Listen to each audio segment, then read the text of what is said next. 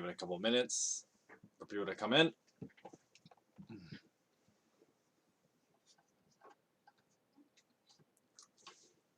The light in the background is really, really distracting. What? Not really. I'm gonna put my microphone in there. Just move the camera down a bit. I just do that. There you go. See, now it's not so bad, right? And you just get a little bit of weird stuff in the background down here, but like, whatever. Now every time that phone goes off, you'll see me actually pick it up because you can see my hand here, right? Anyway.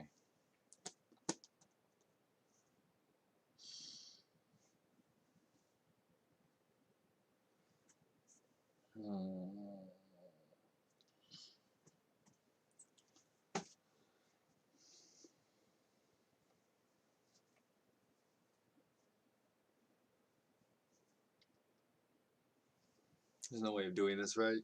I need a new shirt, basically. Well, more like a turtleneck. Yeah, turtleneck or something. Just a, like, I don't know, this weird, awkward, like, thing here where my shirt doesn't happen as often. But, anyway. Just wait a bit longer, then we'll get started. Snap.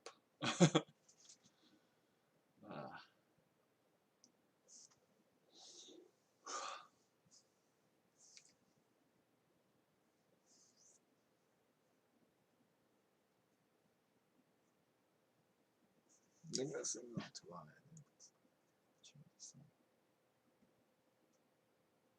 I already have it on like minimum power, but then like I have this funky lamp over here.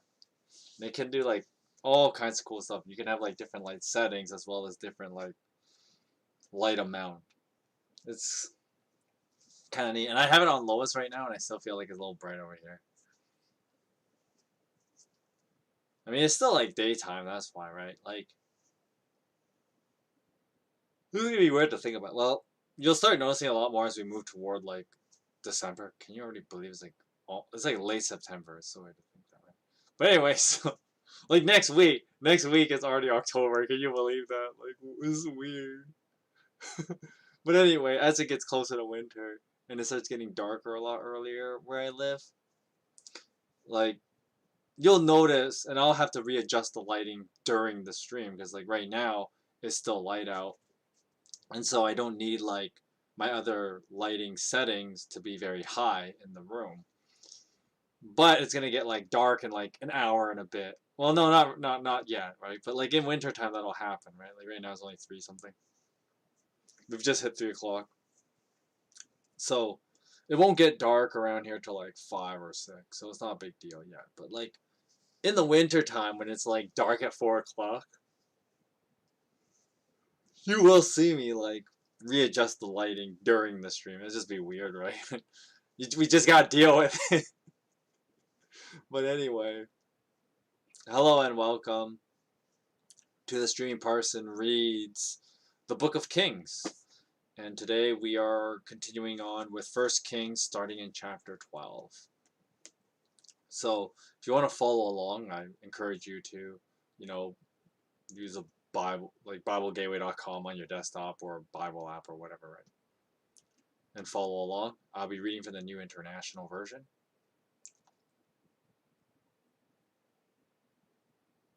With that said, I'll give you a couple minutes to flip through there when I give my preamble, but before that, we're just going to start us off with a quick word of prayer. So let's just bow our heads for a quick minute here.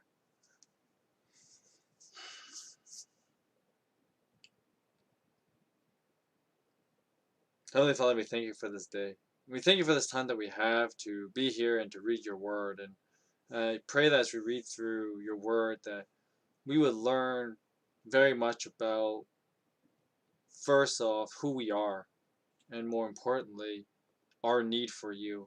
And I just pray that you would awaken in us a desire to know you more. I pray this in the name of your Son, Jesus. Amen.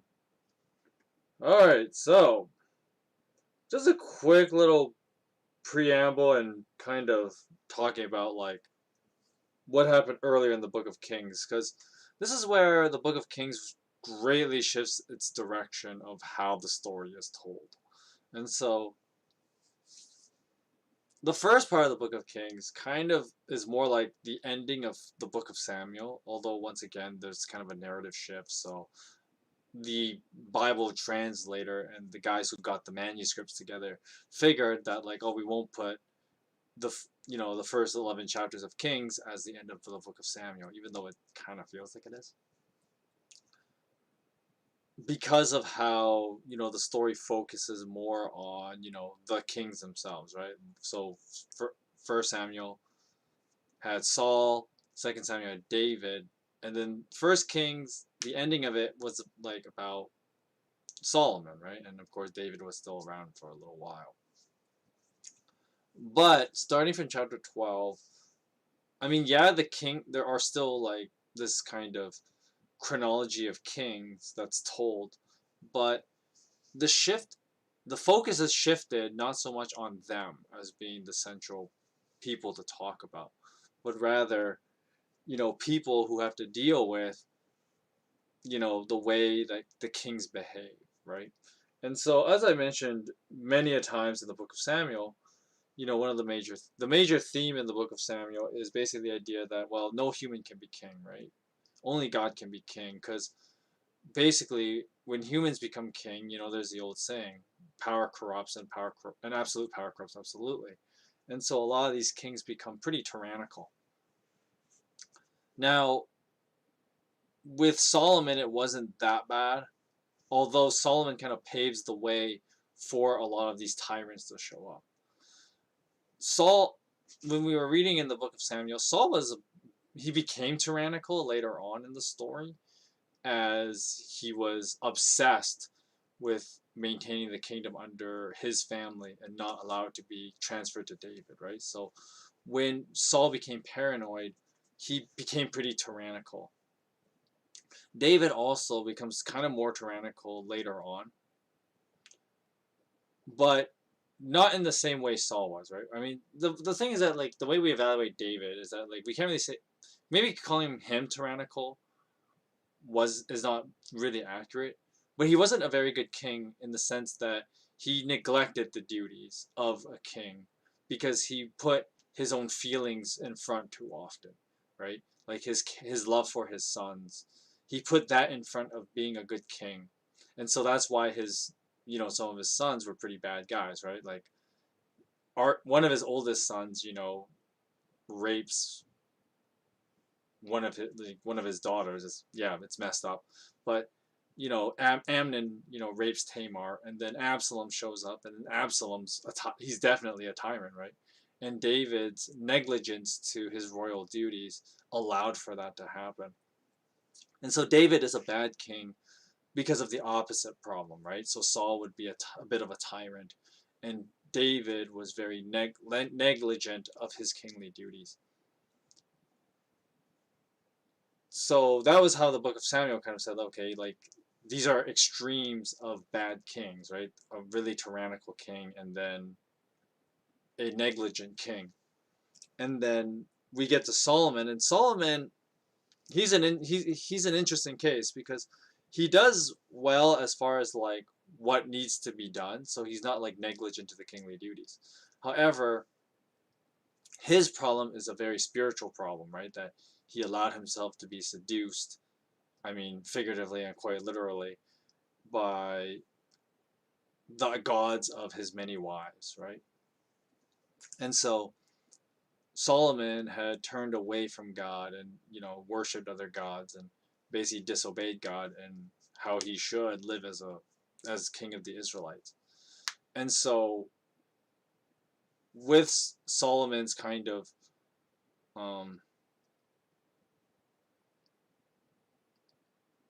looser moral compass, for lack of better words, this allows for future tyrants to rise up, right? Because Solomon didn't set that great of an example. Also, another thing to point out about Solomon's reign, which is an interesting to think about, is yes, he was like ridiculously wealthy, and Israel was kind of in this golden age. But there's the old saying, right? The bigger they are, the harder they fall. And so this is definitely what we end up seeing with Israel. That's what we're going to see. So as we read through the book of Kings, starting from chapter 12, basically the simple way to summarize the book of Kings at this point is kind of, it's all downhill from here, because Solomon did have like this golden age of Israel, and then Israel, will start falling backwards and eventually to their ruin as they get, conquered by the Babylonians, and then of course we have the exile of the Jewish people from Jerusalem and most of Israel and Judah. So that's kind of how we're going to approach the book of Kings as, we read through it, and you expect, a lot of bad things are going to happen, because we move from the golden age to the fall of Jerusalem, and then of course, the exile. And so we have to deal with all that stuff that happens in between, and that means a lot of tyrannical kings are going to show up, because of course the reason why we have to use tyrannical kings is because the people get distrustful of their leaders, and then the people, they have civil wars with, civil wars will happen, the people are divided, yada yada yada. And then you have the prophets who are like, God chooses these people to try and tell Israel, no, turn back to God. Don't allow, the world around you and the circumstances we're in, drive you to fear. Trust God, believe in God, turn from your wicked ways and trust God and believe in God, right? That's kind of essentially what the prophets will kind of try and tell the people. But of course, in the book of Kings, they're not major characters. There's only like a few of them that kind of play bigger roles. But most of the prophets are pretty minor characters, because of course, once again, part of this whole, the bigger they are, the harder they fall, is that the people are just so drowned in fear that they don't listen to the prophets anyway. We just hear the prophets go on and on, but then the people avoid them, don't talk to them, they don't heed the words of the prophets, and then that's all the more reason why they easily fall into ruin, right? So you got a mix of bad kings, and then people not listening to the prophets. So you have, it's no wonder that like Israel falls the way it does, but at the same time, we're going to see how that kind of gradually occurs.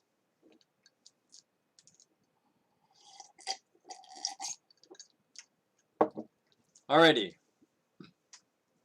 let's start with chapter 12. Rehoboam, the son of Solomon, went to Shechem, for all Israel had gone there to make him king. When Jeroboam, son of Nebat, heard this, for he was still in Egypt, where he had fled from King Solomon, he returned home from Egypt. So they sent for Jeroboam, and he and the whole assembly of Israel went to Rehoboam and said to him, "Your father put a heavy yoke on us, but now lighten the harsh labor and the heavy yoke he put on us, and we will serve you." Now Rehoboam answered, not the phone, I'll tell you that much.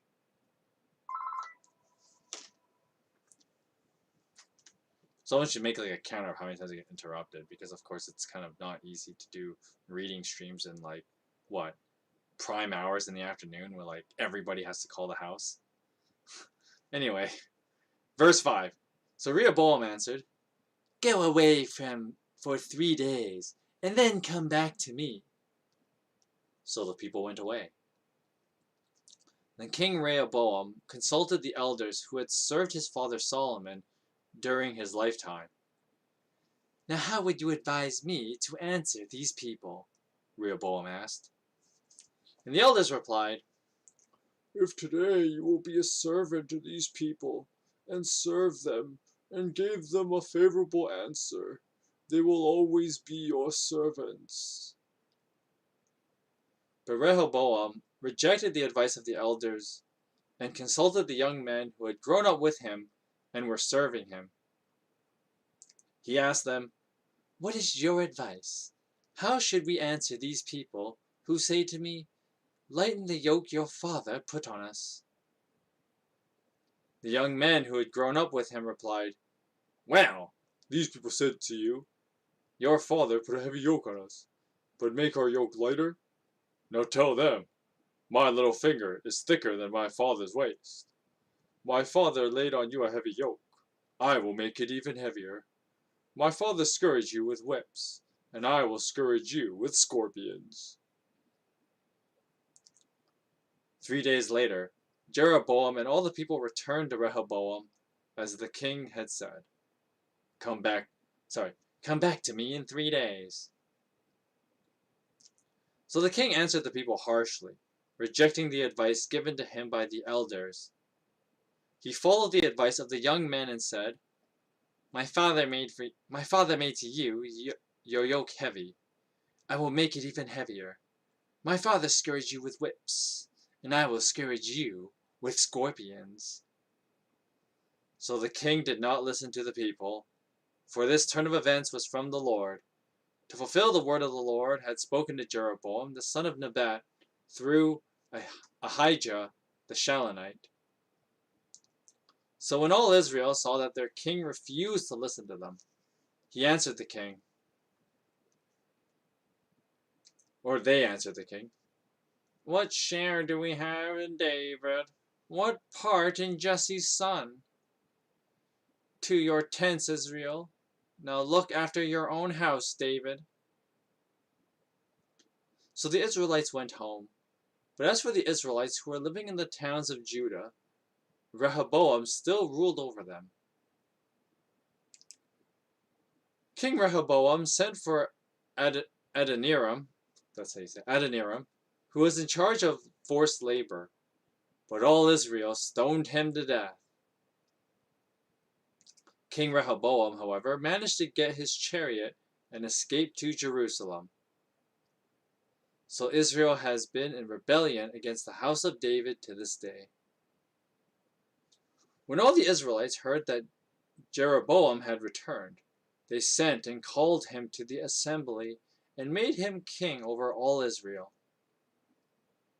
Only the tribe of Judah remained loyal to the house of David. When Rehoboam arrived in Jerusalem, he mustered all Judah and the tribe of Benjamin, 180,000 able young men, to go to war against Israel and to regain the kingdom for Rehoboam, the son of Solomon. But this word of God came to Shemaiah, the man of God. Say to Rehoboam, son of Solomon, king of Judah, to all Judah and Benjamin, and to the rest of the people. For this is what the Lord says: Do not give up to fight against your brothers, the Israelites. Go home, every one of you, for this is my doing. So they obeyed the word of the Lord and went home again, as the Lord had ordered. I'm just going to set up a bit here.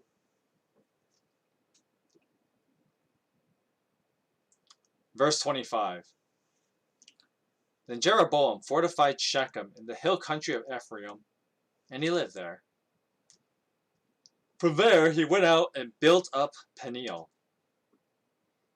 Jeroboam thought to himself, the kingdom will likely revert to the house of David, if these people go up to offer sacrifices at the temple of the Lord in Jerusalem.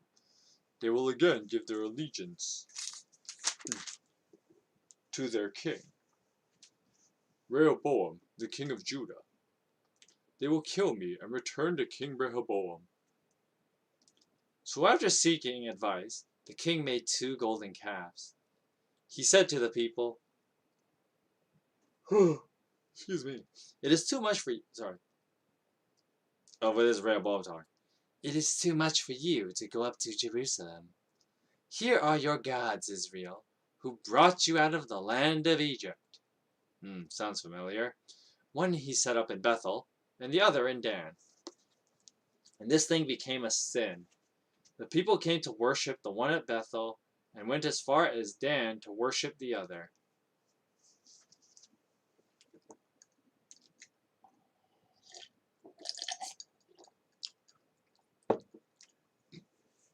Jeroboam built shrines on high places and appointed priests for all sorts from all sorts of people, even though they were not Levites. He instituted a festival on the 15th day of the 8th month, like the festival held in Judah, and offered sacrifices on the altar. This he did in Bethel, sacrificing to the calves he had made. And at Bethel he also installed priests at the high places that he had made. On the 15th day of the 8th month, a month of his own choosing, he offered sacrifices on the altar he had built at Bethel. So he instituted the festival for the Israelites and went up to the altar to make offerings. All right, so we have the first king. We have Rehoboam, and you can already see this is not going well, right? Like this guy, he is not a nice guy, right? And he's kind of really foolish too, right? Because, you know, he gets approached by people that are just like, oh, can you help us? If you help us, we'll like serve you, right? We want to be part of the kingdom again, and so we want to like live here, and we're willing to serve you for it. Which sounds like, okay, that's pretty regular and pretty reasonable, right? Okay, I give you safety and protection, and you work for me, and do what I tell you. That sounds like a pretty sweet deal, right?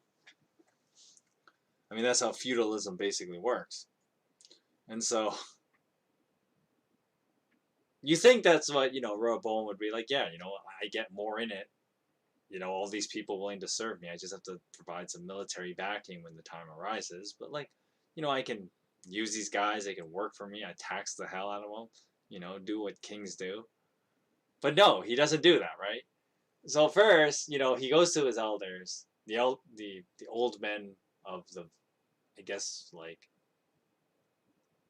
the, how do I put it?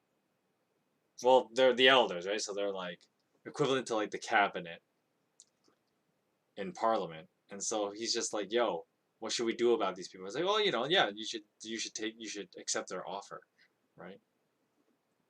Sounds good for us. But then like Rehoboam goes to like his friends, quote unquote friends. I mean, if you have friends who give you such terrible advice, you might need to seek out new friends, right? And so Rehoboam's friends are like, nah, man, we should like not make things easy for them. They want to just be part of the kingdom and, live regular lives. Nah, man, we're going to make things hard for them because, like, I guess we're tyrants. They have, like, here's the stupid thing where it's like, look, the people's request of, like, oh, lighten our burdens, just let us be like everyone else, work in the town, whatever, right? Reasonable requests, right? But instead, like, Rehoboam takes the advice of his friends who are like, nah, we should just treat them harshly, right? Don't give them any, like, ease from their heavy labors and their journeying and all that. No, we're just gonna make things worse. I mean, how is that possibly a good idea, right? Like, that's how you make enemies, by just straight up pissing people off. And so I don't know why I mean, the Bible just claims that, like, well, God had put it in Rehoboam's heart to just be a jackass. And so,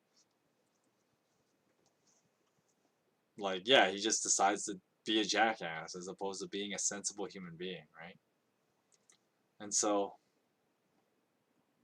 it's just one of those things. It's just like weird like that, right? But of course, it's how God would fulfill what he said to Solomon, right? That he would basically allow Israel to fall into ruin through Solomon's son. And this is kind of how, this is how he's going to do it. He starts with Rehoboam kind of being a total jackass to people. And then as that happens, people start hating him. And, the last thing you want as a king is to have people hate you, right? Because, when Solomon was king, it was very different, right? Everybody liked him. And of course they did, right? Because he was wise. He led the people pretty well. He was smart with money. And he, didn't like, he wasn't a tyrant like Rehoboam appears to be here, right? And so Solomon made sure people liked him, and that maintained his rule pretty well, right? You know, people like you, and then you can stay in power.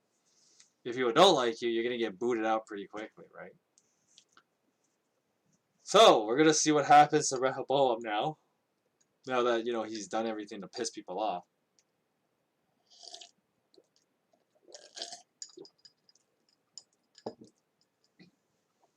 We'll see how far it takes him.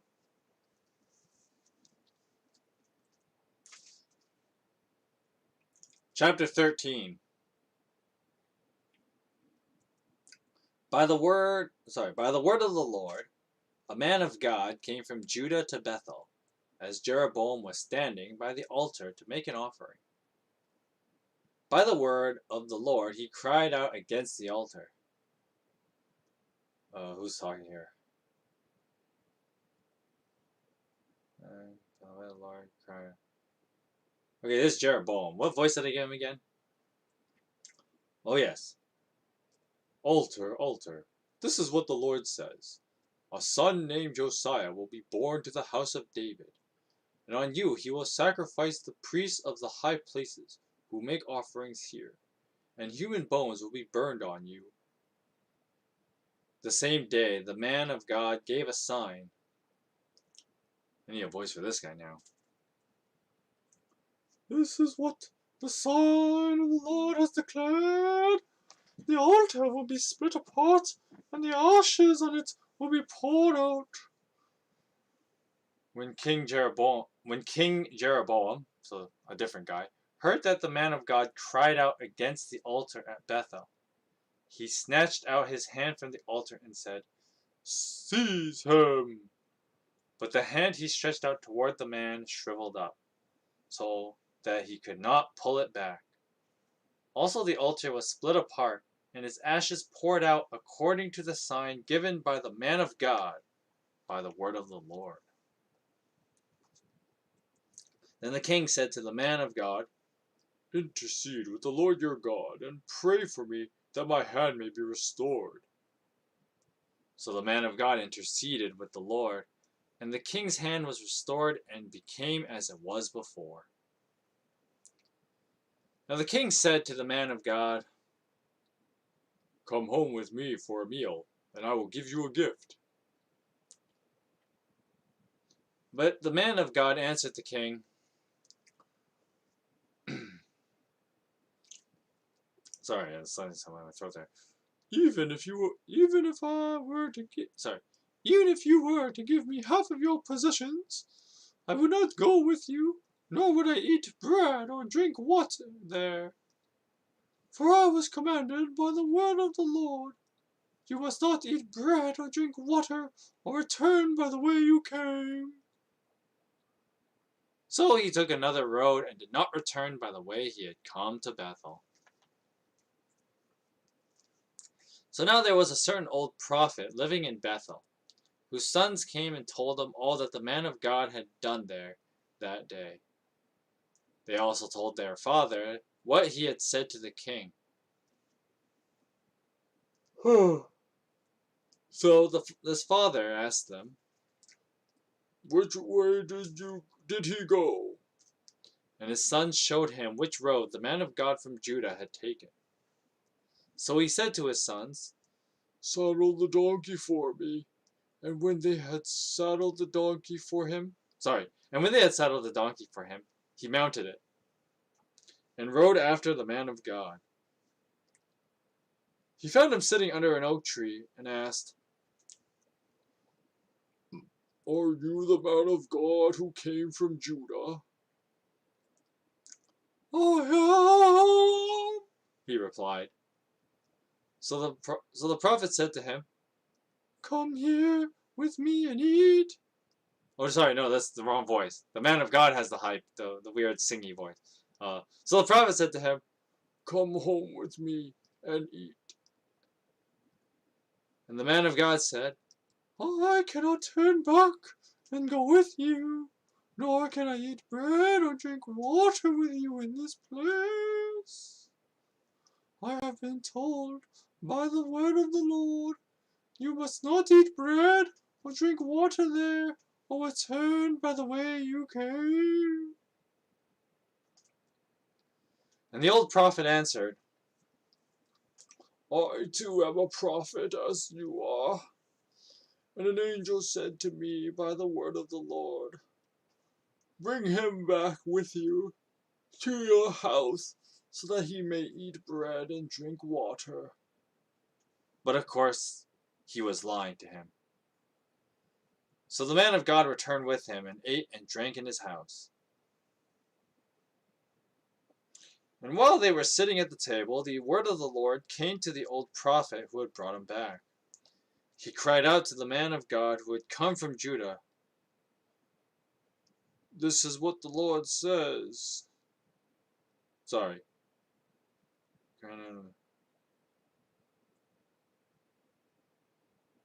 Okay, so this is the old guy talking now. Verse 21, he cried out to the man of God who had come from Judah. This is what the Lord says. You have defied the word of the Lord and have not kept the command the Lord your God gave you. You came back and ate bread and drank water in the place where you were told not to. Therefore your body will not be buried in the tomb of your ancestors.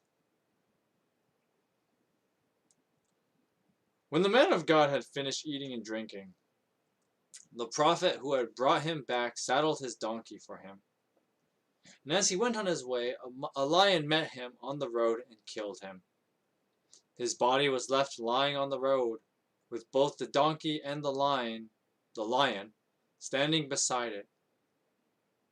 Some people who passed by saw the body lying there, with the lion standing beside the body, and they went and reported it to the city where the old prophet lived.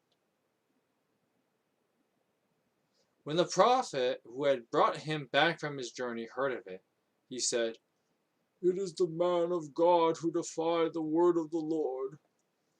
The Lord has given him over to the lion, which has mauled him and killed him, as the word of the Lord had warned him. And the prophet said to his sons, saddle the donkey for me. And they did so. Then he went out and found the body lying on the road, with the donkey and the lion standing beside it. The lion had neither eaten the body nor mauled the donkey. So the prophet picked up the body of the man of God, laid it on the donkey, and brought it back to his own city to mourn for him and bury him. And then he laid the body in his own tomb. They mourned over him and said, alas, my brother! After burying him, he said to his sons, the prophet here, when I die, bury me in the grave where the man of God is buried. Lay my bones beside his bones. For the message he declared by the word of the Lord against the altar of Bethel, and against all the shrines on the high places in the town of Samaria, will certainly come true. And even after this, Jeroboam did not change his evil ways, but once again appointed priests for the high places from all sorts of people. Anyone who wanted to become a priest, he consecrated for the high places. This was the sin of the house of Jeroboam that led to its downfall and to its destruction from the face of the earth. Dun dun dun! Right? So this is a weird-ass story, this man of God incident.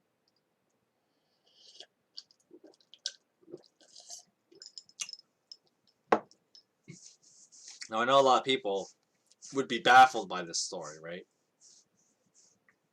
And so, like, what's up with the whole, like, the man of God essentially is punished by no fault of his own, really, right? I mean, the only real fault that he had was, like, being gullible, I guess. But at the same time, I mean, he's kind of living out a virtue of being trusting. It just ended up kind of biting him in the ass, both figuratively and probably literally, too. Haha. But anyway, so this prophet, or sorry, not the prophet, the man of God shows up, right, at the beginning of the scene, and he's prophesying against like Jeroboam and Israel. Of course, one of the things that's interesting to point out, I didn't mention this earlier, but basically from chapter 12, if you recall, the Bible wasn't really clear on this, but it's assumed if you know like a bit of the Jewish history, and that is that basically the land of Israel was divided into two halves. So the upper part, the northern part, was called Israel, and the southern part was called Judah. And so the Book of Kings will bounce back and forth between these sets of kings, because we have the kings in Judah who come from the line of David, and then you have kings in Israel who are like, half these guys are kind of random, right? Like Jeroboam is kind of random, right? I think he's a Benjamite, if memory serves, because Jeroboam comes from the line of Saul, something like that. He's one of Saul's many illegitimate like descendants. I guess, right? Because I mean, kings live like that. They tend to have lots of wives, right? So I think Jeroboam comes from one of Saul's concubines, but it doesn't really matter. Basically, Jeroboam, he's, you know, he's already like, he's a pretty bad guy, right? Kind of just doing whatever he wants, making idols and not following, the decrees God had put up for Israel, you know, years before, where he's like, anyone can be a priest, even though God did say that, like, no, I want you to only have the Levites be priests. Jeroboam basically has no regard for it. He's like, yeah, whatever, just do however I want to do it. And so, an interesting thing is, the man of God shows up, and he's told, the man of God is instructed to, like, okay, once you finish prophesying against Israel, then go home, right? But go like this other alternate route. And so he tries to do that, and this guy, he tries to be a good guy, but then like, this old prophet guy shows up, and the real interesting part of the story is that, like, even though the old prophet is kind of the bad guy of the story, he doesn't get really punished for it. It's kind of an interesting thing to see, and that's why the story is so baffling, right? Because he goes up to the man of God and tells him to go eat with him, and then he straight up just lies to the man of God, right? But then a lot of people would say, well, God is kind of douchey here because he punishes the man of God. He doesn't punish, the prophet for lying, right? Apparently he doesn't get punished for that. Instead, we assume he just dies at an older age because the prophet has this whole speech about, like, oh, like, when I die, just bury me next to the man of God.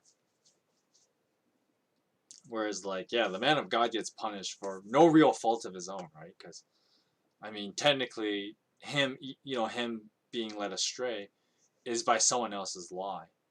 But there's an interesting thing to really think about here, and that is how, what can we do in, like, how is the church supposed to move forward? How do believers of God move forward? Where, like, unfortunately, we live in a society that has no trouble lying to us, has no trouble being, deceitful in, all the quote unquote fake news kind of stuff, right?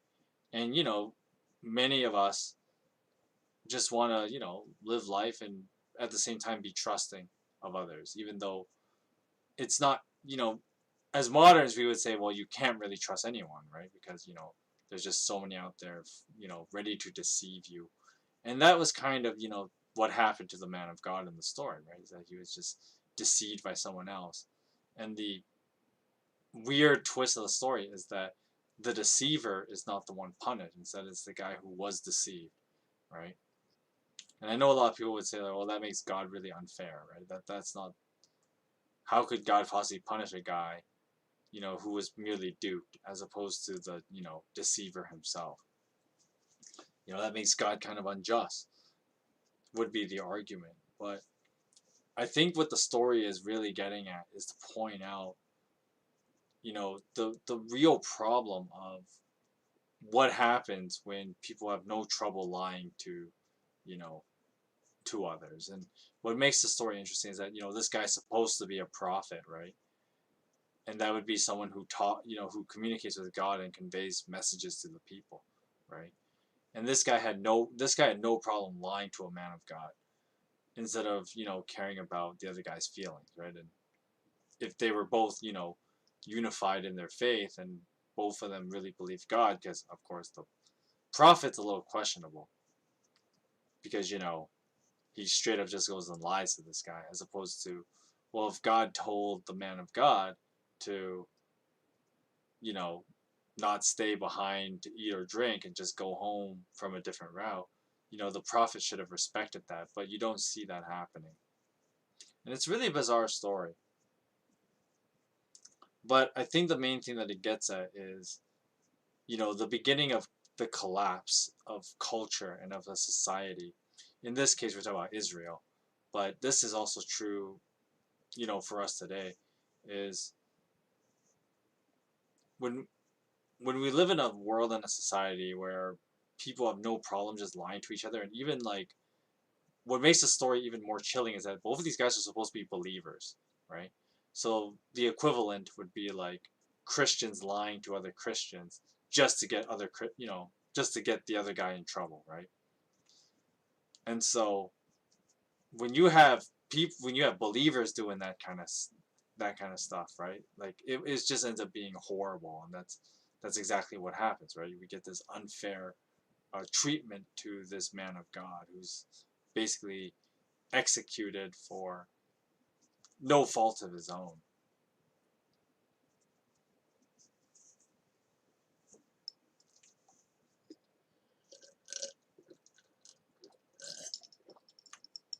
And that's the real takeaway of this story. Of course, a lot of modern Bible scholars would talk about how, like, the man of God has a little bit of, like, the Christ typology kind of thing, where, like, he's falsely accused, and then he's the one that's killed for someone else's evil, right? The prophet who lies. And so, the innocent man suffers and the guilty man doesn't. And so there's obviously a lot of other, Christian theme parallels here, right? Where Christ is the innocent one that suffers, and then we as the sinners are the ones who get off the hook because of what Christ did, right? And so there's a little bit of that going on here. Although, I mean, that is pulling at strings a little bit. But you can kind of, I understand if you would see that as you read this story, as bizarre as it is.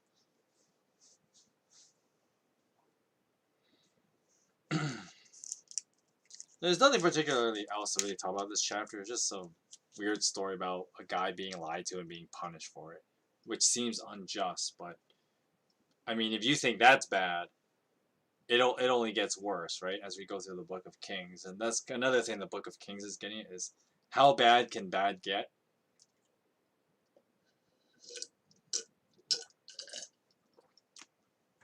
So the first thing to add to that list is innocent men being killed, right? So yeah, that's already pretty bad. That's already like a big dip for your society to take, right? Like innocent men being killed for crimes they didn't commit. Anyway, let's move on, because there's not much to really say about this.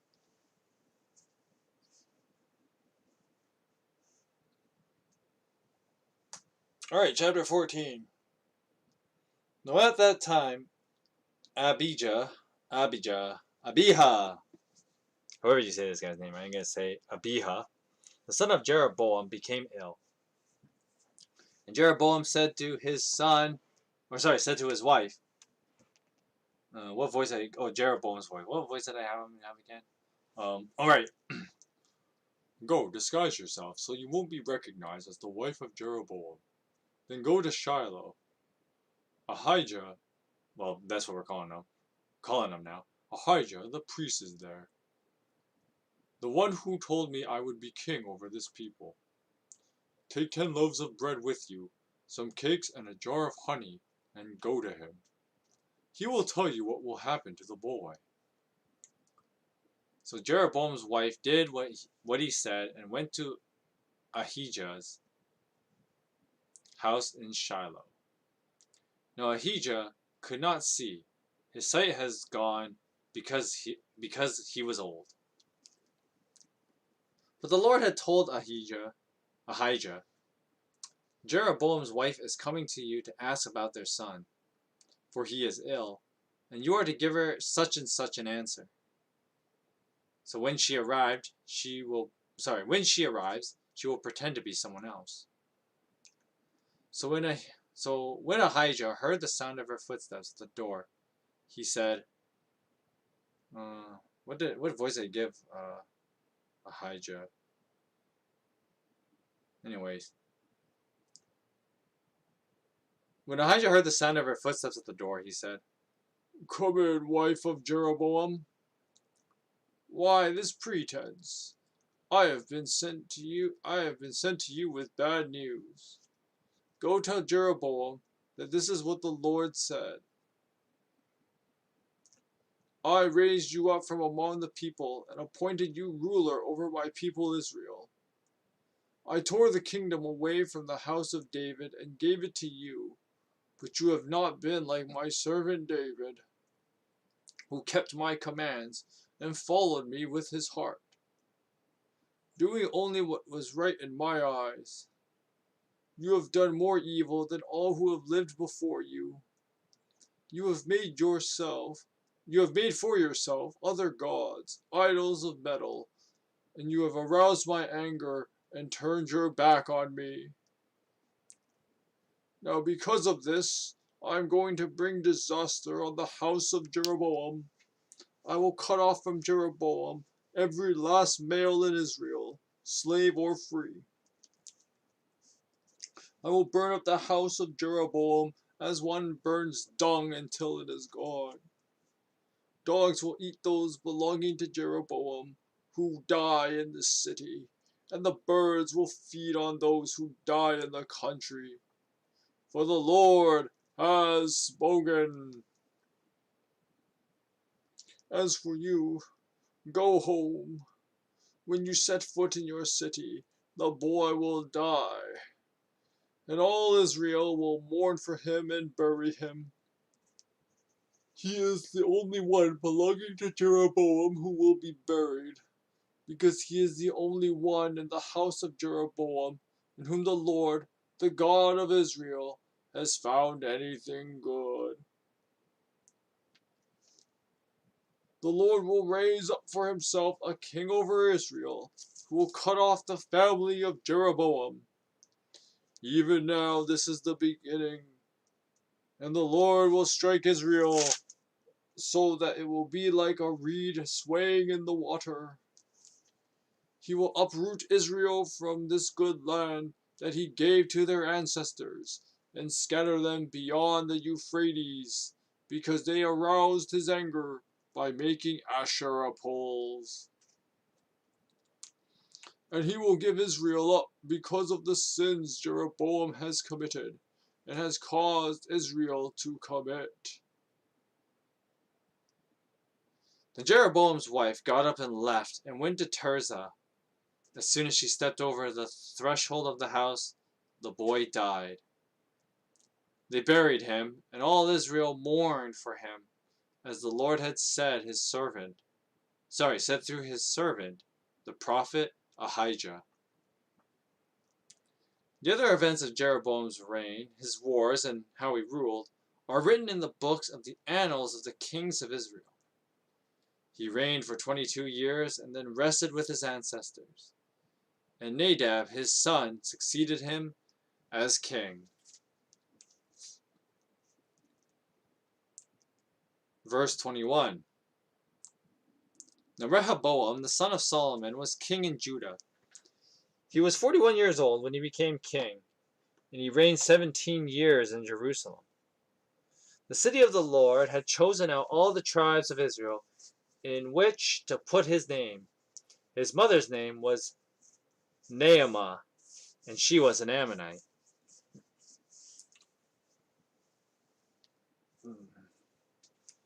Judah did evil in the eyes of the Lord. By the sins they committed, they stirred up his jealous anger more than those who were before them had done. They also set up for themselves high places, sacred stones, and Asherah poles on every high hill and under every spreading tree. There were even male shrine prostitutes in the land. The people engaged in all the detestable practices of the nations the Lord had driven out before the Israelites. In the 5th year of King Rehoboam, Shishak, king of Egypt, attacked Jerusalem. I gotta move back this way because I realized putting my Bible down I have to lean forward and I'm out of the camera's line of vision. Let's try that again. Verse 25. In the 5th year of King Rehoboam, Shishak, king of Egypt, attacked Jerusalem. He carried off the treasures of the temple of the Lord and the treasures of the royal palace.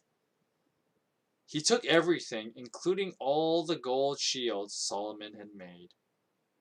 So King Rehoboam made bronze shields to replace them, and assigned these to the commanders of the guard on duty at the entrance to the royal palace. Whenever the king went to the Lord's temple, the guards bore the shields, and afterward they returned them to the guard's room.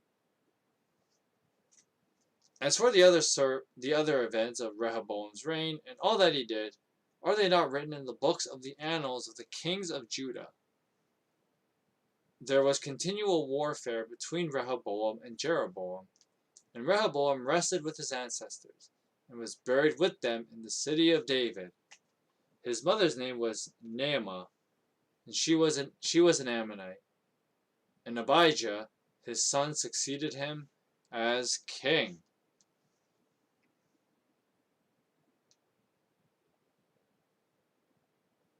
Okay.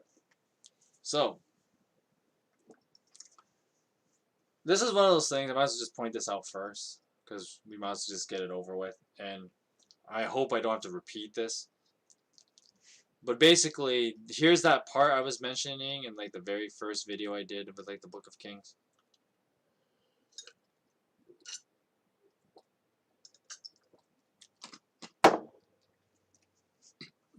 That quintessential problem that makes the Book of Kings really asinine to read.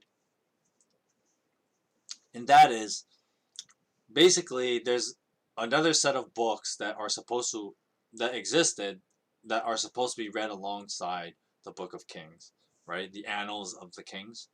And so the Annals of the Kings focuses more on the kings themselves and the stuff they did, right? More like just a general historical document.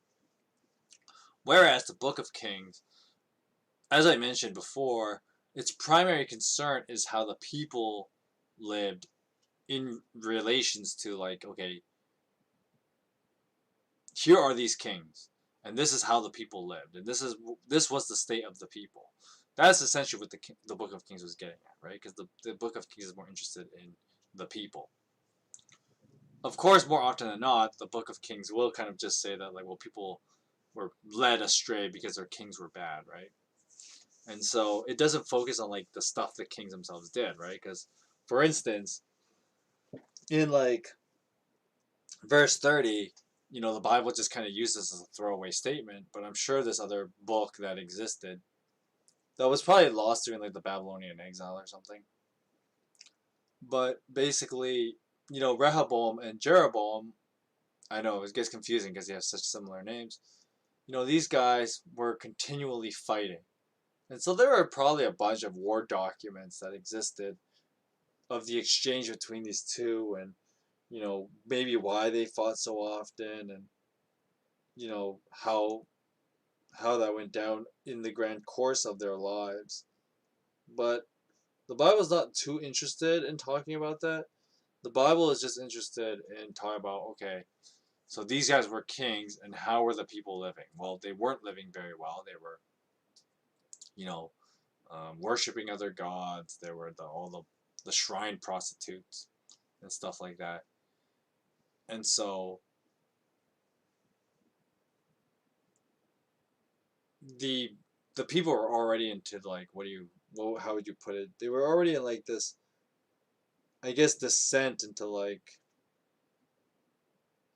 their fall as, a people, right? And so the Bible is more concerned with that, right? The state of the people and the conditions of their hearts, right? That's what the Bible is more concerned with. Ironically, despite the fact that it's called the Book of Kings, the Bible is more concerned with the hearts of the people, because that's more important than, like, okay, who's in charge, right?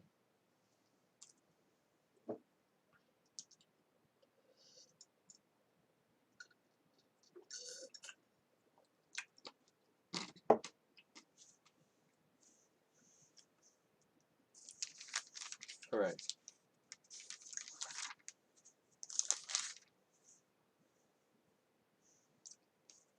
All right, I'm just looking here. We're probably gonna stop before.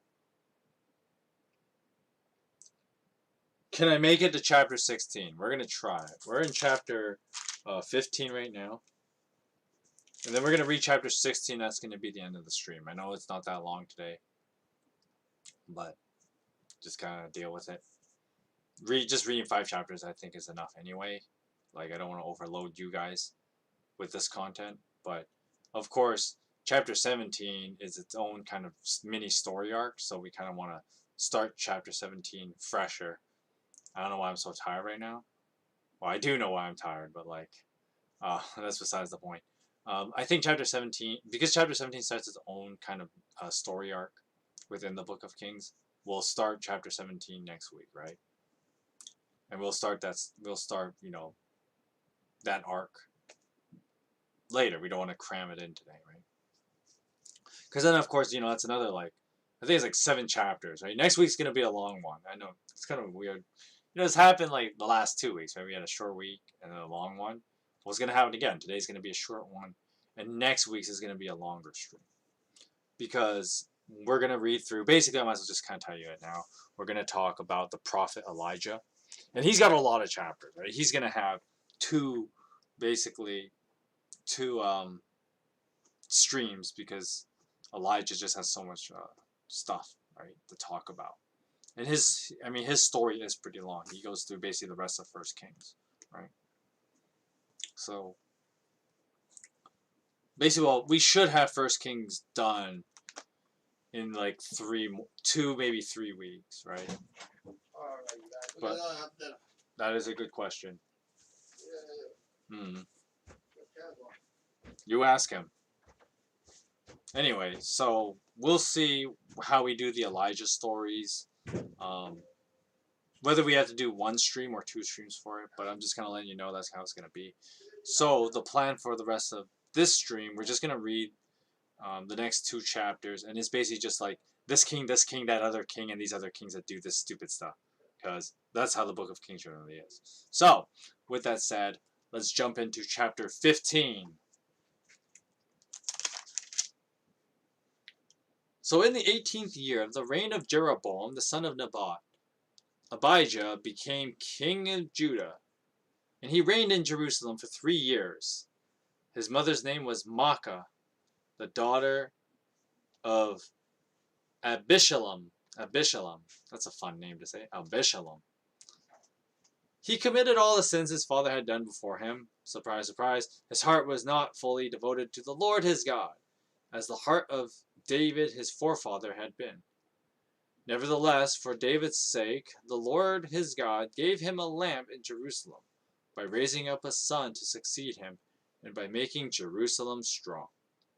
For David had done what was right in the eyes of the Lord, for the most part, and had not failed to keep any of the Lord's commandments, all the days of his life, except in the case of Uriah the Hittite.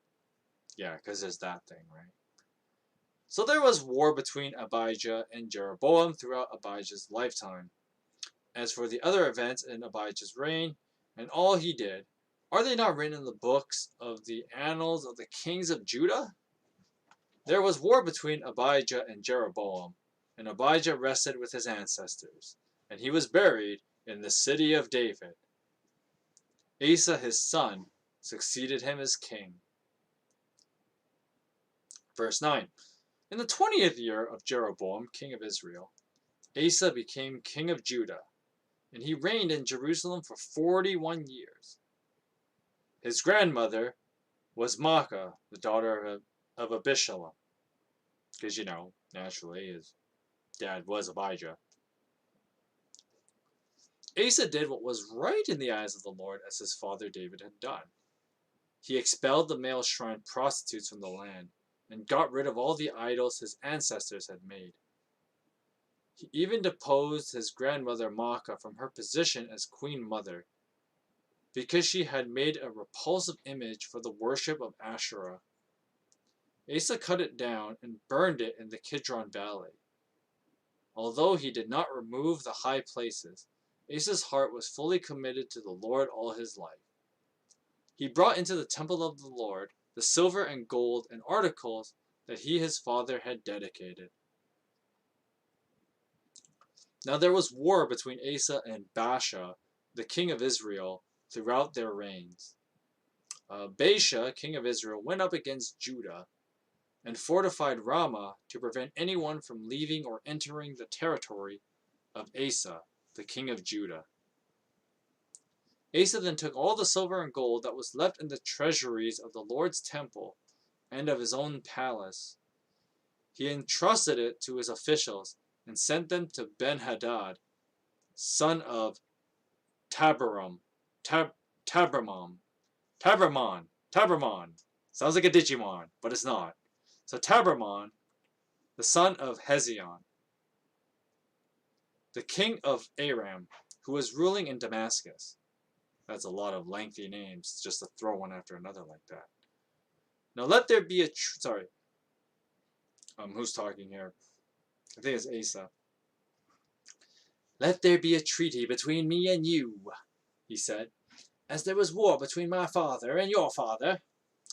See, I am sending you a gift of silver and gold. Now break your treaty with Baasha, king of Israel, so he will withdraw from me. Now Ben-Hadad agreed with King Asa and sent the commanders of his forces against the towns of Israel. He conquered Ijon, Dan, Abel Beth-Maacah, and all Kinnereth in addition to Naphtali. When Baasha heard this, he stopped building Ramah and withdrew to Tirzah. Then King Asa issued an order to all Judah. No one was exempt, and they carried away from Ramah the stones and timber Baasha had used. With them, King Asa built up Geba in Benjamin, and also Mizpah. Now, as for the other events of Asa's reign and all of his achievements, all he did and all the cities he built, are they not written in the book of the annals of the kings of Judah? In his old age, however, his feet became diseased. Then Asa rested with his ancestors, and was buried with them in the city of his father David. And Jehoshaphat, his son, succeeded him as king. Oh boy, because that dude is a character.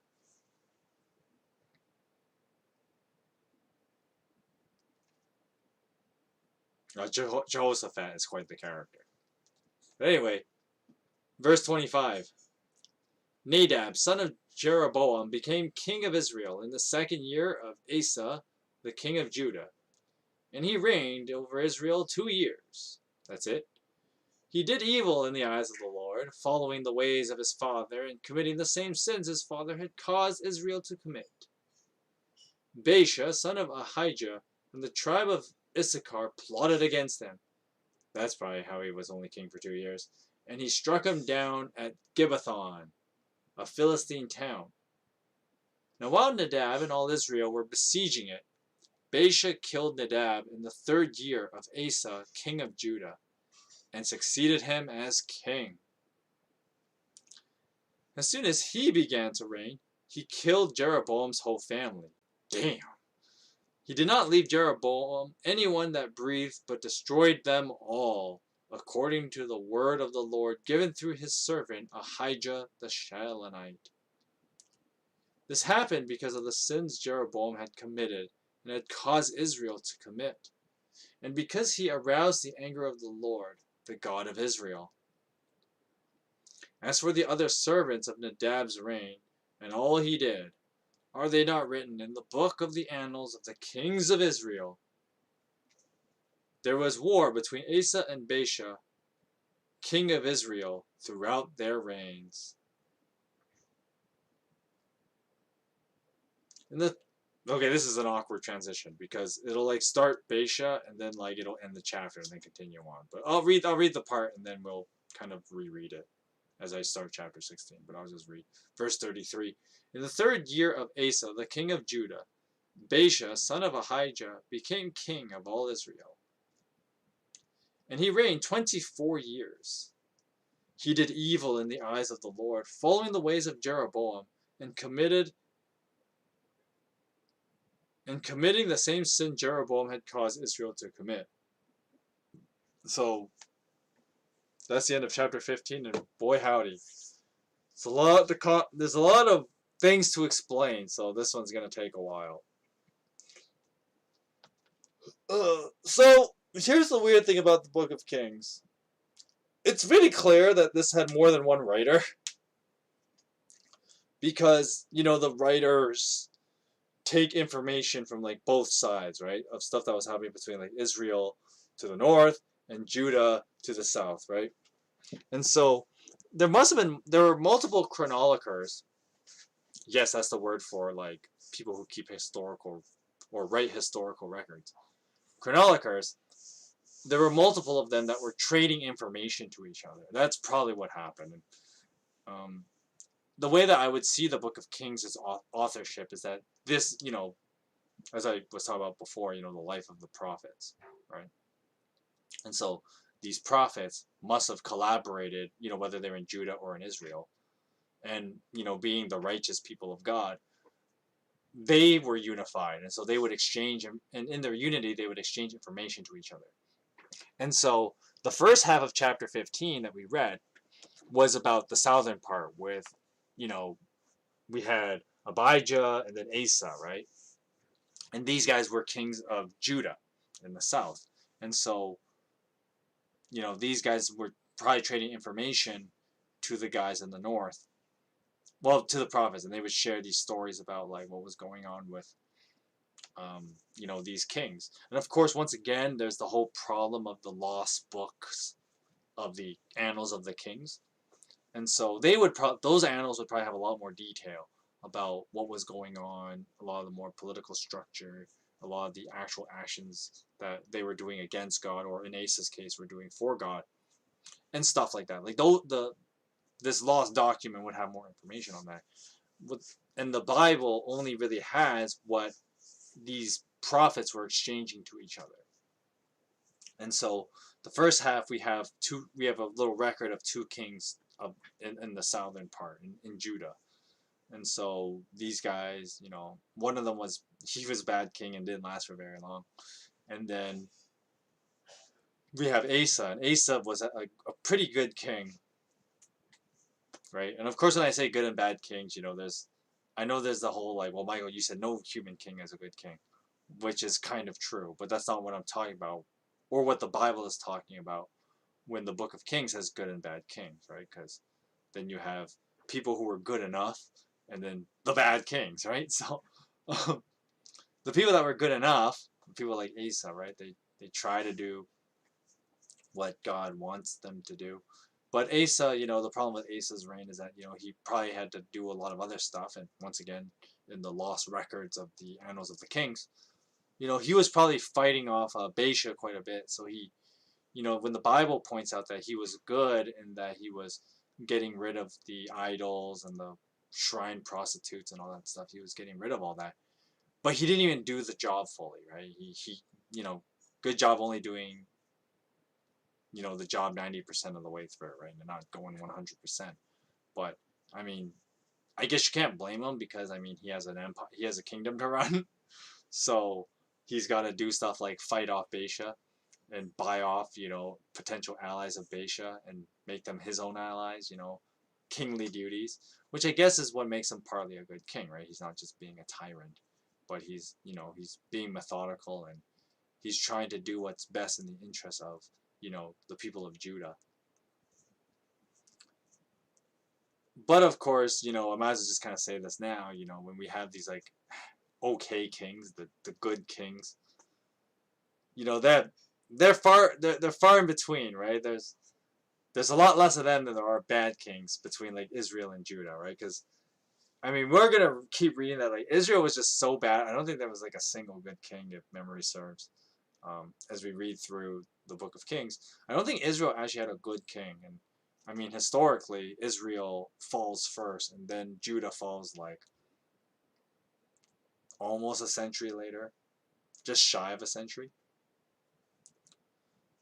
And so, like, Israel falls way before Judah. Well, a century is not that long in the grand scheme of things, but like, you know, Israel falls first, and it's because, you know, it just kept getting crappier and crappier in Judah, or sorry, in Israel, because of all these really crappy kings, right?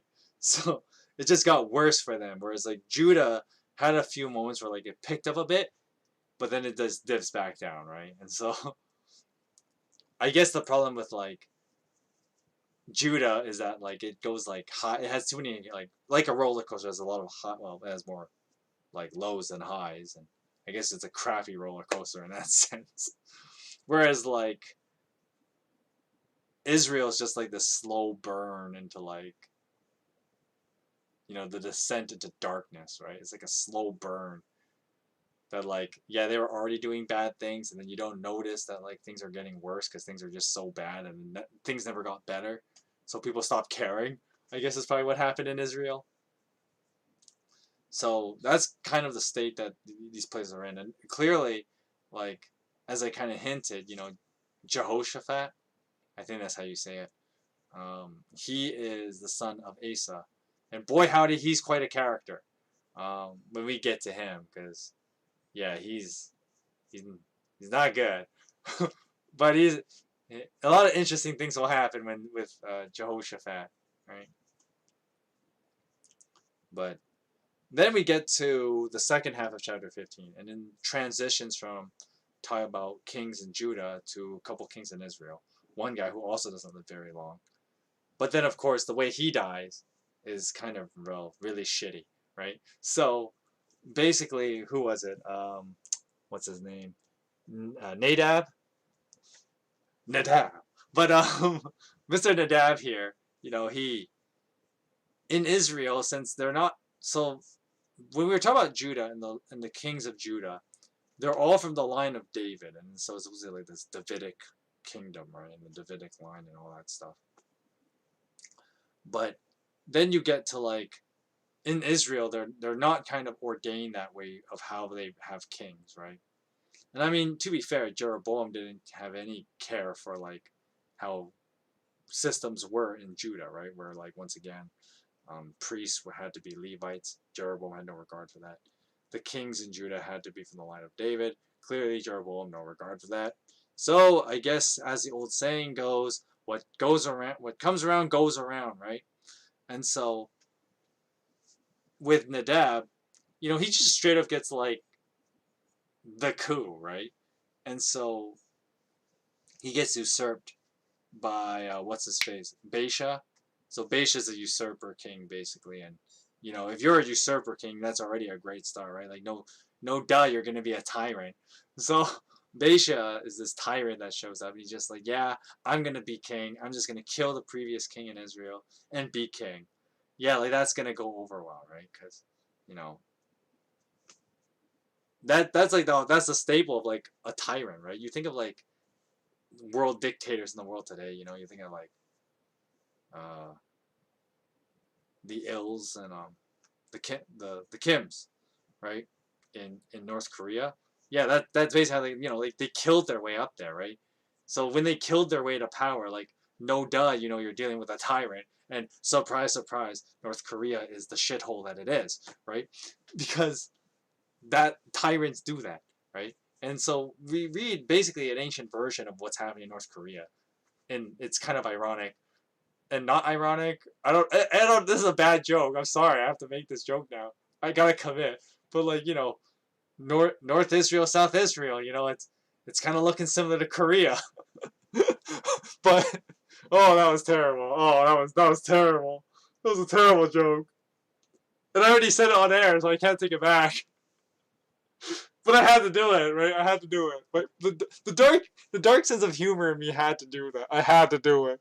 But like, Israel and Korea, now you can't unsee it, right? You can't unsee it.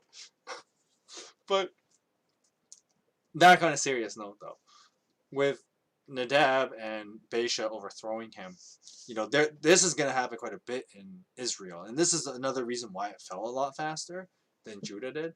Because Judah had this Davidic line system. So kings weren't squabbling, like, there wasn't this as much, like, internal squabble within Judah. Like, yeah, there were a lot of crappy kings, but they weren't killing each other left and right? Like, Jews weren't killing Jews left and right kind of thing, right? Like, they were bad, but they weren't that bad, right? Whereas Israel was straight up, like, Israelis killing other Israelis for fighting for power, right? And, I mean, that's how empires fall pretty damn quickly, right? How does Zemo say it in, Captain America Civil War, right? Is, if you try and destroy an empire from the outside, it will merely just rebuild itself elsewhere. If you make an empire destroy itself from the inside, it may never be repaired, right? Something like that. That was his whole, like, smart-ass speech at the end, near the end of the movie, as, like, Captain America and Iron Man start fighting each other, and then he's, Zemo's kind of talking about, like, yes, my plan worked of how to really defeat the Avengers, blah, blah, blah, right? And so, that kind of thing is happening in Israel. And that's why that's a fair, logical answer of how Israel fell so much faster. Once again, a century doesn't feel like that long in the grand scheme of things. But they fell quite a bit faster than Judah did, right? Because there was too much of this infighting. And chapter 15, tells us one instance of that, where, Baasha is a usurper king. And it's funny how chapter 15 kind of ends with, like, Baasha is the usurper king, and guess what? Things didn't change. Surprise, surprise, right? Because, it's not like any tyrant, Baasha is only there for himself and for consolidating power for himself. Like, he gives a damn about the people, right? Like, clearly he doesn't. And so, once again, not the kind of traits that people want in a leader, let alone, a good replacement for God as king. Yeah, a tyrant. Yeah, that's what you get, right? And so, not a great track record, guys. Israel not doing so hot.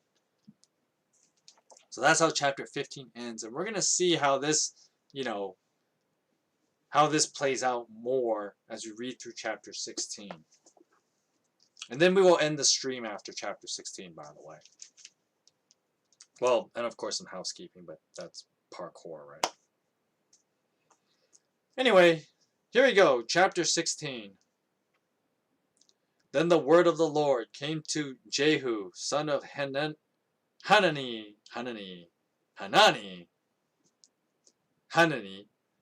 concerning Baasha. I have lifted you up from the dust and appointed you ruler over my people. But you followed the ways of Jeroboam and caused my people Israel to sin and to arouse my anger by their sins.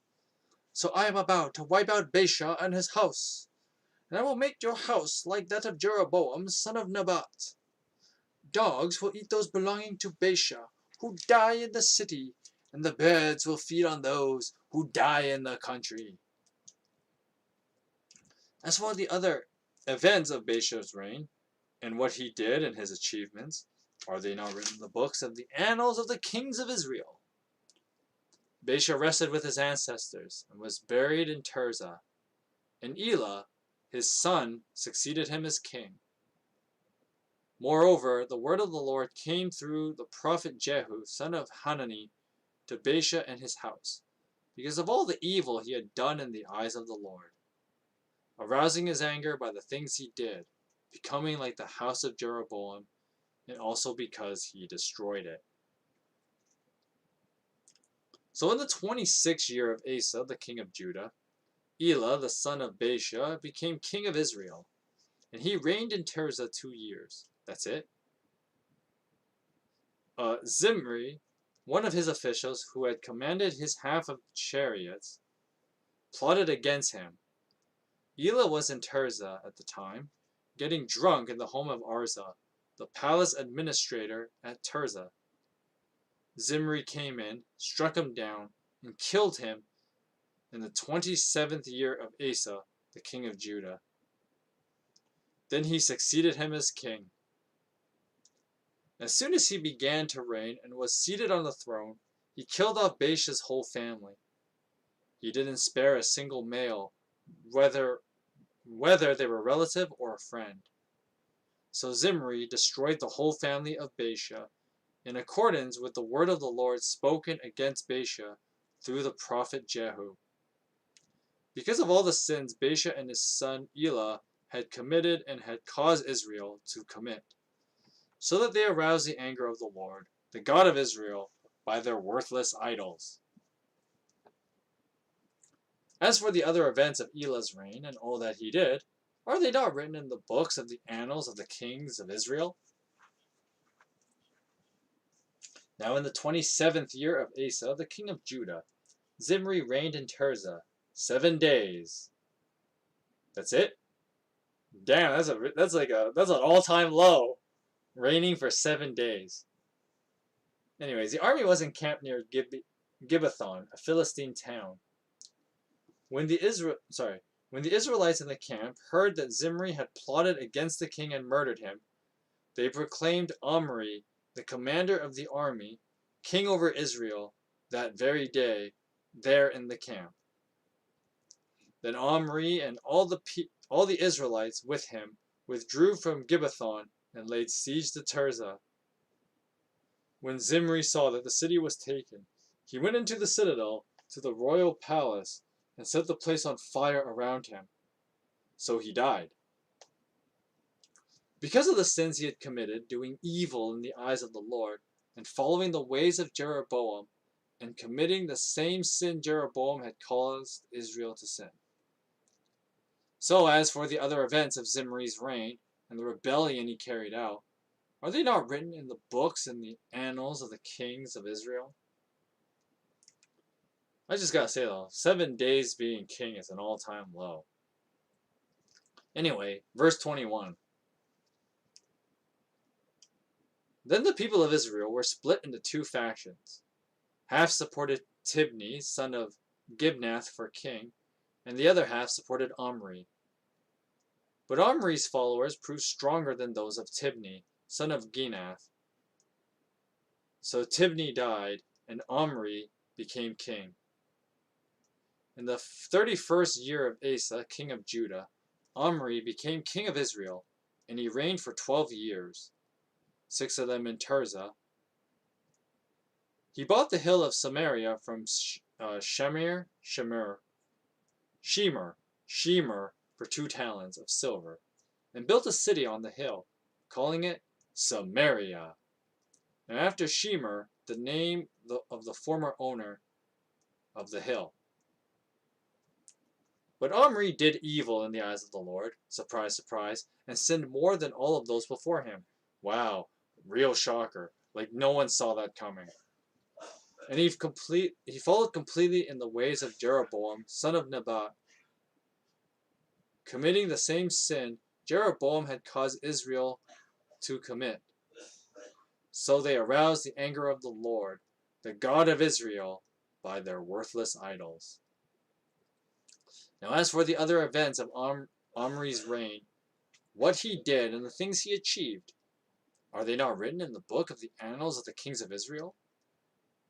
So then Omri rested with his ancestors, and was buried in Samaria, and Ahab, his son, succeeded him as king.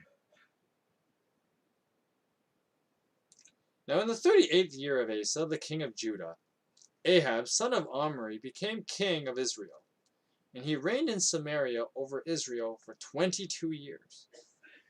Now Ahab, son of Omri, did more evil in the eyes of the Lord than any before him. I mean, these guys just keep getting worse, right? He not only considered it trivial to commit the sins of Jeroboam, the son of Nebat, but he also married Jezebel, daughter of Ethbaal, king of the Sidonians, and began to serve Baal or Baal and worshipped him. He set up an altar for Baal in the temple of Baal that he built in Samaria. Ahab also made an Ashtoreth pole and did more to arouse the anger of the Lord, the God of Israel, than did all the kings of Israel before him. In Ahab's time, Hiel of Bethel rebuilt Jericho. He laid its foundations at the cost of his firstborn son, Abiram,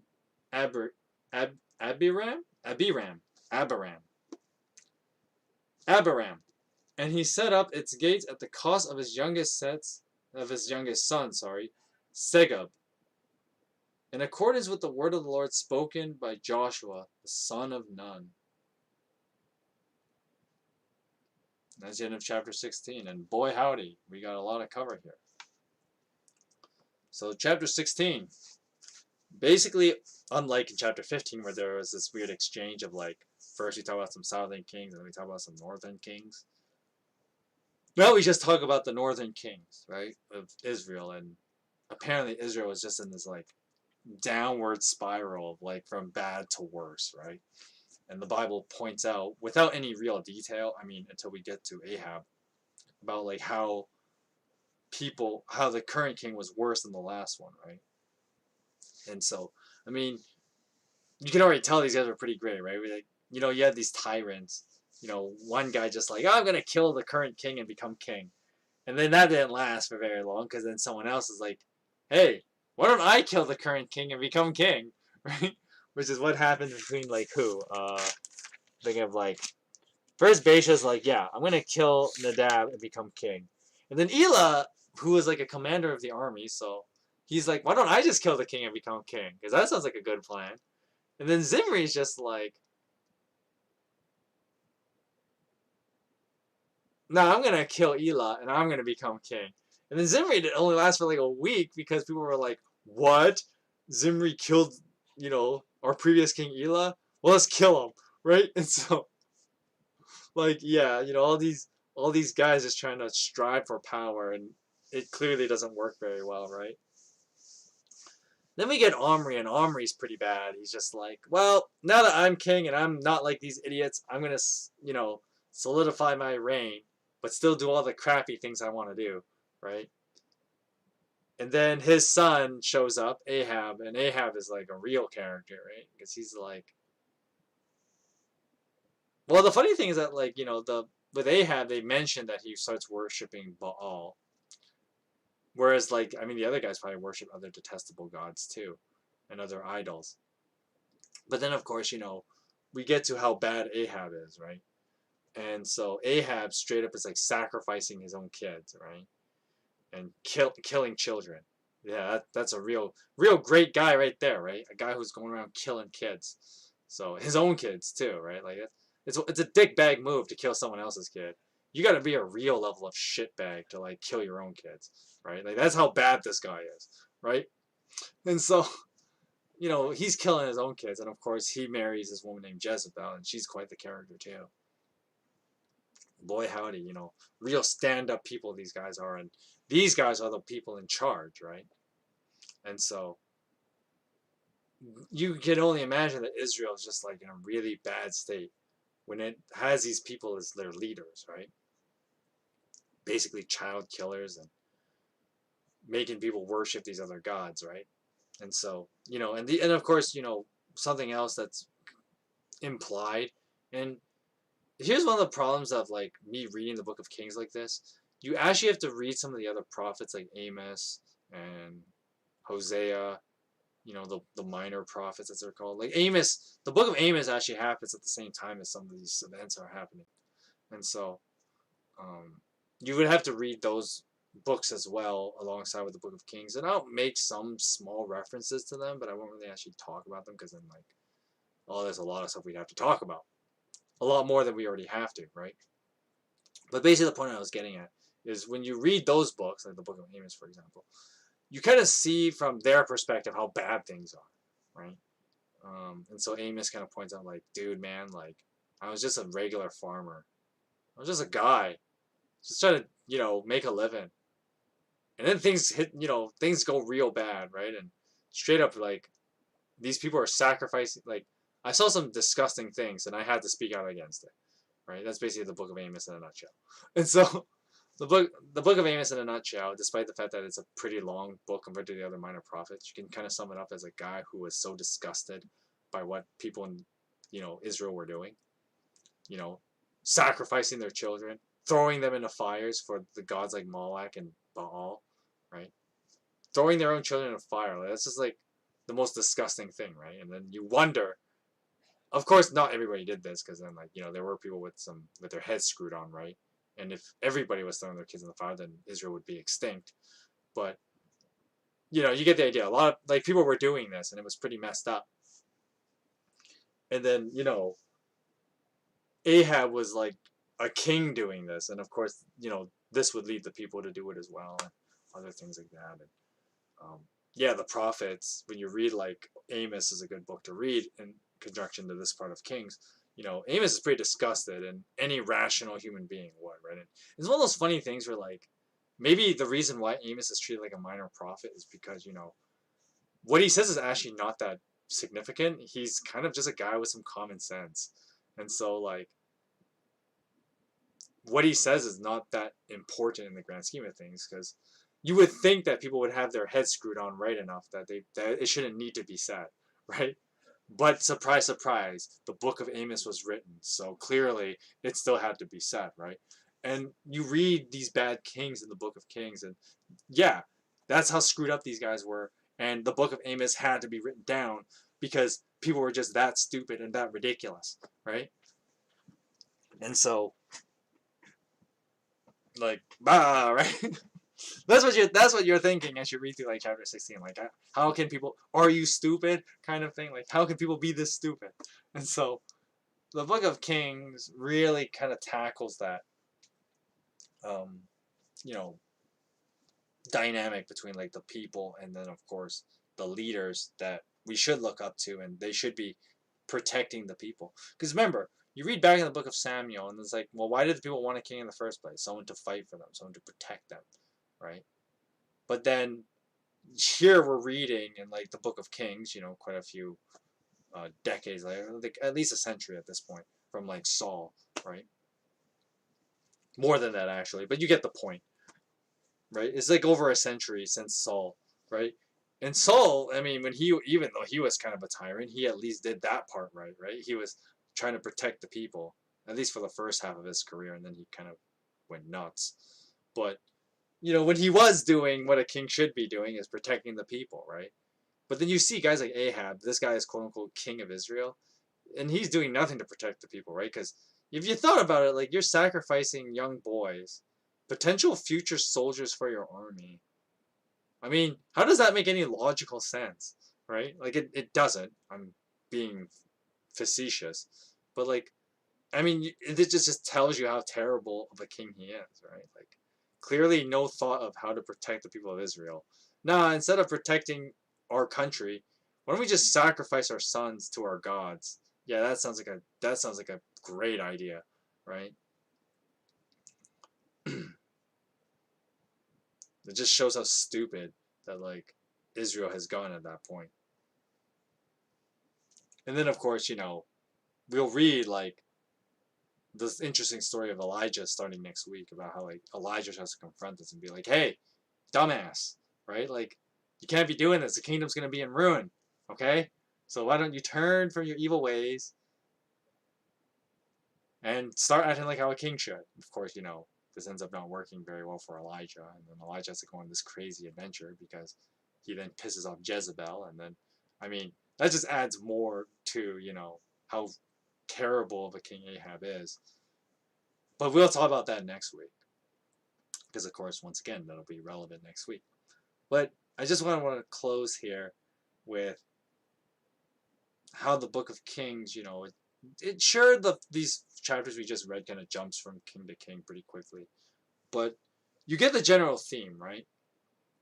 These guys, they were not good, and the more they did their own thing and worshiped their idols and whatever, the worse it got for Israel, and it just kept getting worse. And so, here's this food for thought. When God gave the commandments to Moses all the way back in Exodus, and one of the top commandments, the second one on the list, is don't worship God, don't worship other gods, right? And so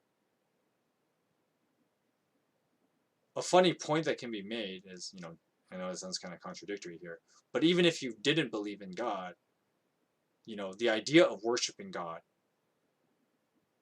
it made sense because the understanding of the second commandment, don't worship idols, only worship the Lord your God. If you don't worship the Lord your God and follow idols, bad things will happen, right? Bad things will happen. And so,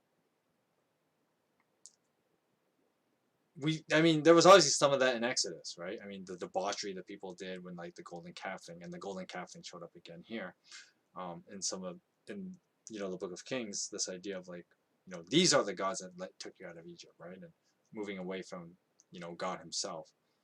But as soon as that started happening, bad things happened, debauchery, and, like, too much drunkenness and all that stuff, right? And society just went downhill, and that tends to be what happens when the focus on God is taken away, right? When people remove their focus from God, bad things happen, right? People then just serve themselves, and then when you serve yourself and only yourself, you get stuff like Marxism, right? The degrading of other human people, right? Of other human beings, because of course, when you're too caught up worshiping essentially yourself, then you don't make room in your life for other people. And why would you, right? But with that being said, when that happens, then everyone just kind of eats each other, right? The dog eat dog mentality. And then that is essentially encouraged even, right?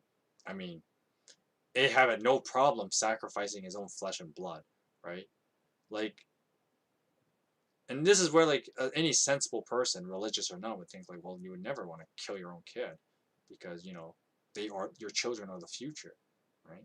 But do you think these people cared about that? Do you think? And then, of course, like, I could make the kind of parallels today. There are people who think that way, hot topic, but that's essentially not that far off from abortion, right? Oh, I said it. I'm probably gonna get in trouble with YouTube now, but it's a matter of the fact, though, right? Is that you're killing off the future, right?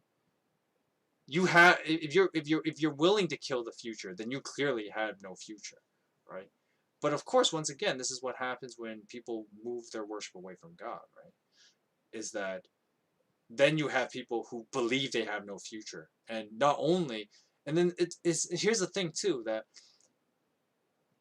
you can't just think, well, if you don't believe you have no future, you just kind of stop existing. That's not how things work. That doesn't make any logical sense, because then, like, no one just, like, it's not like you just decide in your head one day, like, oh, I believe I have no future, and then you immediately die that moment. End of story, right? No, but people who have that, and this is where nihilism comes in too, right? When you don't believe that there's a future for people, then not only are you, like,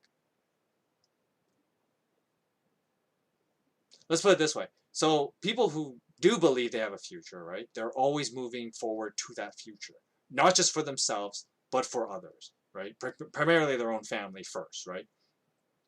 Primarily their own family. Sure, it's a little selfish to be so focused on just yourself and your family, but that's just what people can do. And to be fair, humans are limited. So in a way, when people are focused on their family and how they dictate their future, well, that makes sense, right? Your family you believe your family to be your future, and any guaranteed future you have is through your children, blah, blah, blah, blah, right? And so, and then, of course, it's all the resources you have for anyway. That's a lot of work. It's a huge investment, blah, blah, blah, blah, right? But people who believe in that, they tend to, sorry, there's a fly flying in front of me, and he's still flying around in front of me. But anyway, you know, but even people that are, people that do that, they as time passes, they're able to expand a little more than that, right?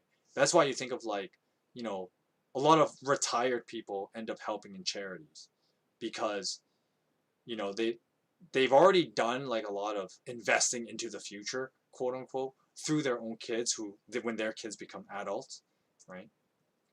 But then of course, since the parents had already been doing that for so long, and raising their own kids and stuff and preparing their kids for the future and making a future for themselves through that, they when they think they are very future oriented, and so they believe in like, okay, other people deserve a future too, right? And that's why they help in charity programs or whatever, right? So when you believe you have a future, you generally think about other people. I mean, it has to start from like, okay, first you got to love yourself and then you can love others, right? So that is the mindset of people who believe they have a future. But then you have people who don't believe they have a future. It doesn't stop at them like being self-destructive. That destructiveness expands, if that makes sense. So people who believe in a future, well, they're first, self-motivated to build their own future. But then as they've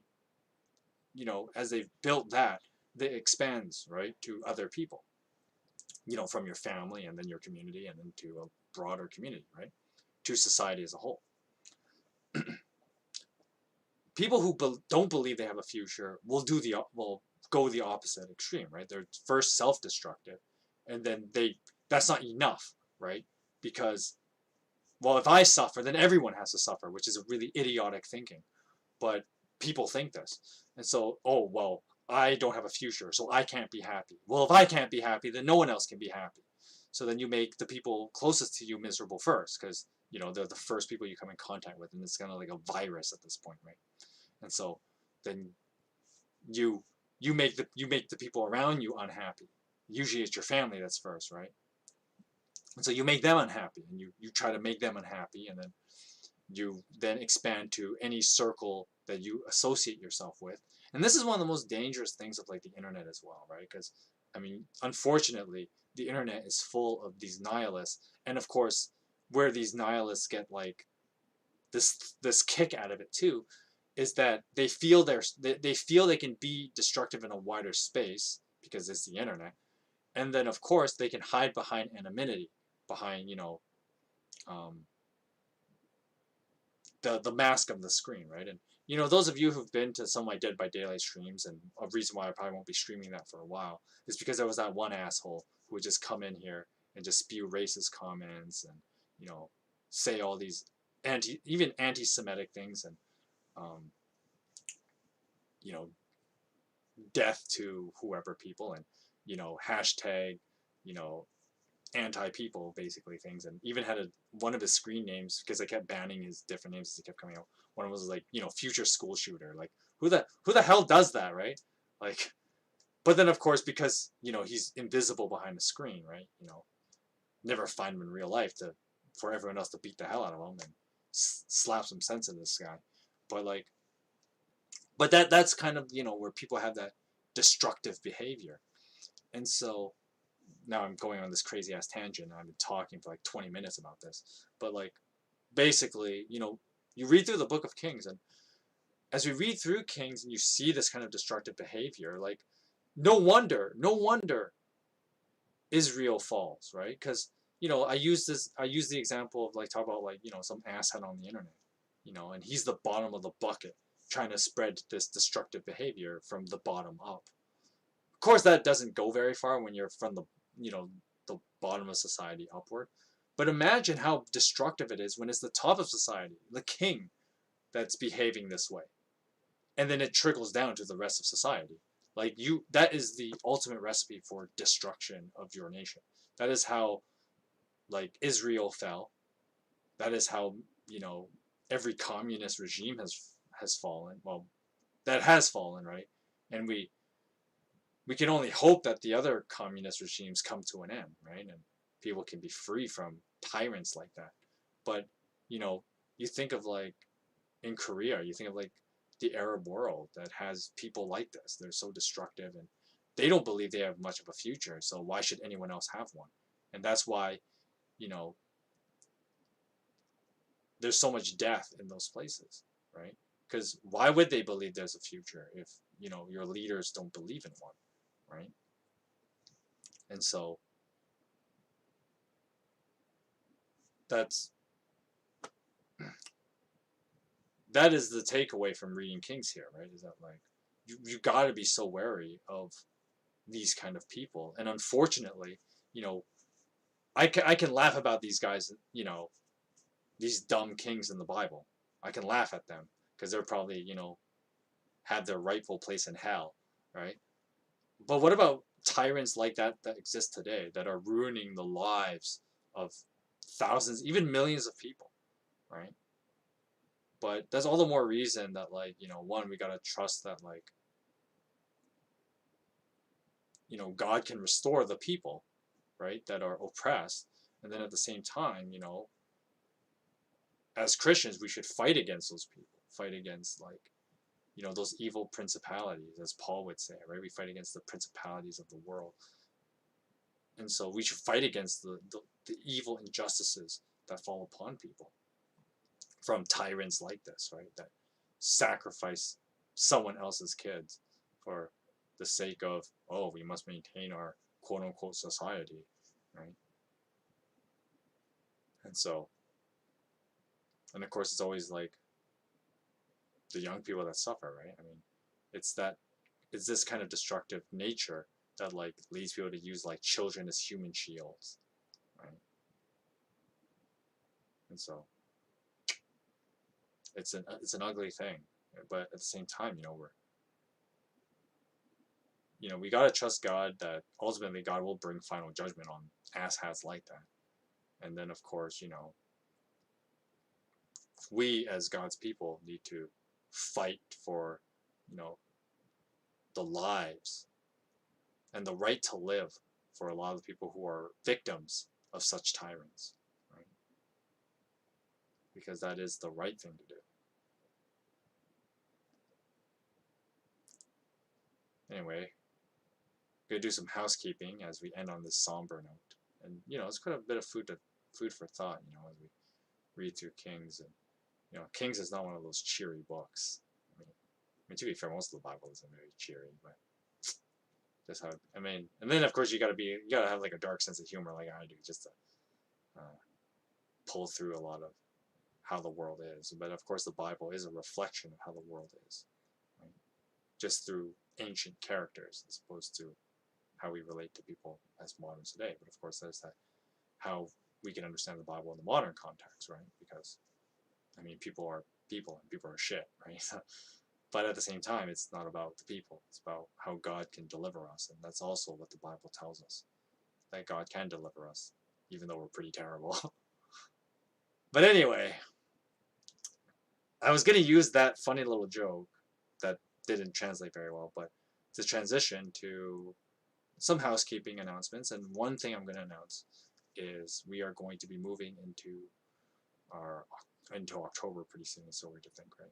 Because I'll do this announcement more formally on Monday, but we are going to be moving into Halloween pretty soon. October is coming up, right? We got some monster themed streams coming up, right? Got some interesting podcasts talking about monster related things. And one of them's gonna have my first guest on the podcast, which is my buddy Taki. I just need to confirm when he's ready to do it. And then on Monday's stream, on Monday's podcast, which will be not Halloween themed because we're still in September, but next Monday I will announce you when Taki will be on here, and he will be my first guest. And I know some of you guys are like, oh my gosh, we haven't had Taki for a year. What do we do? What do we do? We gotta have Taki on here, right? And so, Taki will be back, guys. You guys are gonna love him. I know you guys love him. That's why you guys keep harassing me about him. Like, when's Taki coming back? You haven't had Taki in forever. I know, right? When are you guys gonna finish Silent Hill 4? Oh, I don't know. Probably never. I might have to replay the whole game again. I don't know if I want to do that. We'll see. I gotta plan it with Taki, but like I gotta talk to him again. We gotta plan stuff. I will let you know in way more formalized way, starting Monday, and then we'll probably bring up more announcements if I end up doing more stuff with him, because he's my Halloween buff guy, and we're gonna do kind of stuff in October together, and that's gonna be great. So definitely keep your eyes peeled for that. I will say more on Monday about that. I'm gonna have Taki on the channel, and he's gonna be, you guys we're gonna have a grand old time, because Taki and I have a grand old time, and when you have two Christians with like super dark sense of humor, you're in for a grand old time, right? So I mean, having Taki here is gonna be great, and I'm really looking forward to having him back. It's been over a year. It's been almost a year, not over a year. It's been almost a year since I've had him here, and I know you guys miss him and I miss him too. So that's gonna be a grand old time. So I will let you know way more about that on Monday's podcast. It just slipped my mind what I was gonna talk about on Monday. I was like, I had the topic. I didn't write it down though, but oh yeah, I remember what Monday's topic is, and it's gonna be a fun one. It's basically